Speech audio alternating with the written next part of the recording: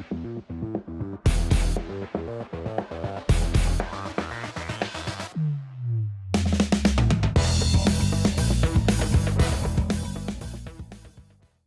everyone, welcome back to the channel. Thanks for tuning in for another episode.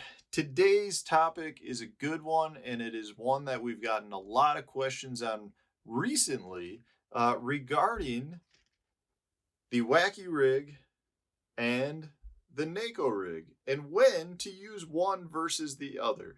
And I know they are very similar looking in nature, but they are actually quite different. They are two techniques that I absolutely love to fish.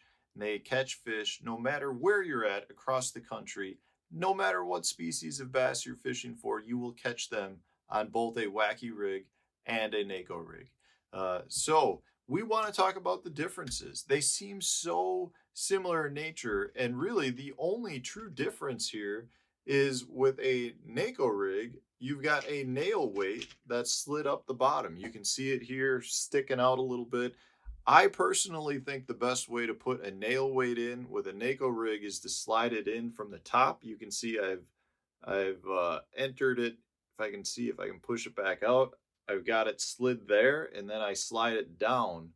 And I keep a little tiny bit sticking out the bottom because that little bit of tungsten hits the bottom, makes a little bit of noise, and it does give it a different sound than your normal Wacky Rig, which is just a weightless stick worm that's hooked in the middle of the bait. So that's really the biggest difference here is you're talking about one is weighted, one is not weighted.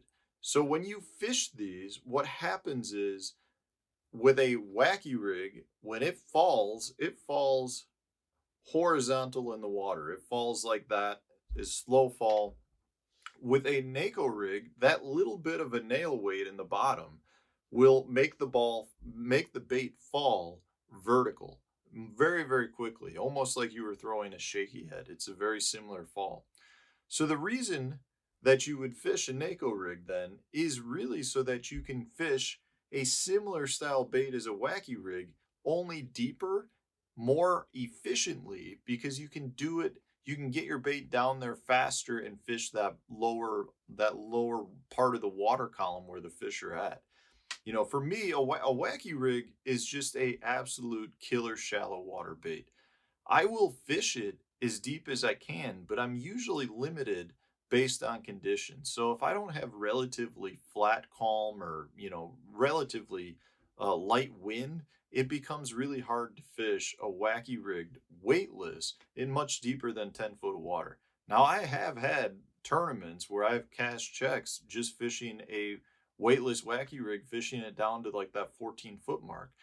But the key with that is I had very little wind, so I was able to do it and able to watch my line well and fish it the way I needed to fish it. And more importantly, I knew where the fish were. So I knew it was worth me taking the time to sit there and wait for my bait to fall all the way down to 14 feet of water because I knew where the fish were. You do not want to spend your time throwing a weightless Wacky Rig in 14 foot of water if you're using it as a search bait, because you'll make 3 casts in the amount of time you could make 1 cast with this. You could make 3 casts with another bait. You're just way more efficient using something other than a weightless Wacky Worm if you're in deeper water. But having said that, if you know where the fish are at, this is a great bait to catch them and put them in the boat. So really what happens here is because people wanted to fish a Wacky Rig deeper, they came up with a way to get it down to the bottom faster. And that's where the Neko Rig came in. You put that little nail weight in, and all of a sudden, instead of your worm falling this way, it falls that way, and it falls very, very quickly to the bottom. At that point, it makes a Neko Rig much more of a bottom bait versus a weightless Wacky Rig, which is almost more of a suspended fish bait. And yes, if you're fishing in 4 foot of water, it's not really the fish wasn't suspended, but the fish is going to come up and eat it, when it's only 2 feet under the water. So they're willing to come up for it. If you're fishing the Neko Rig, the majority of your bites are coming from fish that are in that lower quarter of the water column that you're fishing. So if you're in say 15 feet of water, most of your bites are going to be down in that 3 to 4 foot of water to the bottom. So if you threw a Wacky Rig, a weightless one, you'd have to wait for that bait to get down 10, 12 feet before it was even in the strike zone of the fish. So by fishing a Neko Rig, you're getting your bait down there much faster to where the fish are at and where you're going to get your bites. Once it gets to the bottom, at that point, it's going to stand up on the bottom like this versus a Wacky Rig, which is going to lay horizontal on the bottom. And then when you go to pull your bait, you're kind of popping it so you get that Wacky Rig movement when you twitch it. It's being pulled from the center of the worm, which I think is a really, really good triggering mechanism for fish. I think it's a natural way for a worm type bait to move, and it's something that draws the interest of the fish. But at that point, once you're on the bottom with both these baits, it's the same bait. So it's very similar. So you really are getting the Wacky Rig motion out of a Neko Rig once you're on the bottom. The biggest thing here is you're trying to get it down to the bottom to get it to where the fish are at, and you just can't do that efficiently with a Wacky Rig.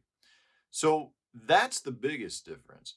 For me, the other key time period when I like to throw a Neko Rig over a Wacky Rig, other than the depth and being able to get down to where the fish are, is if I'm fishing a rocky bank. And that's where I think that tungsten weight comes in, and why I stick it out the bottom just a little bit, so that when I'm popping it around, it's hopping and falling to the bottom, and it's clanking on those rocks, just dink, dink, dink, dink. And that to me is a very different sound.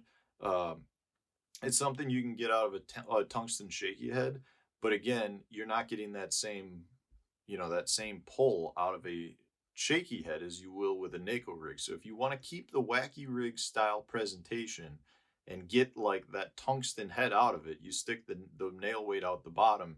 And to me, that's really, really killer on rocks. If you're fishing a sand bank or you're fishing a mud bank or around grass, it doesn't really matter at that point if you've got the nail weight sticking out. Usually then I'll just have it inserted completely inside of the worm. But if I'm looking to get a little sound out of it, that's what I'll do, is I'll pop it out the bottom. So really, guys, they are two very different presentations, but they're the same presentation as well. It's just a matter of how deep are you fishing, and can you get a weightless Wacky Rig down to those fish? If you can't, that's when you switch over to a Neko Rig, and you can basically still catch those same fish that you would be catching on a Wacky Rig.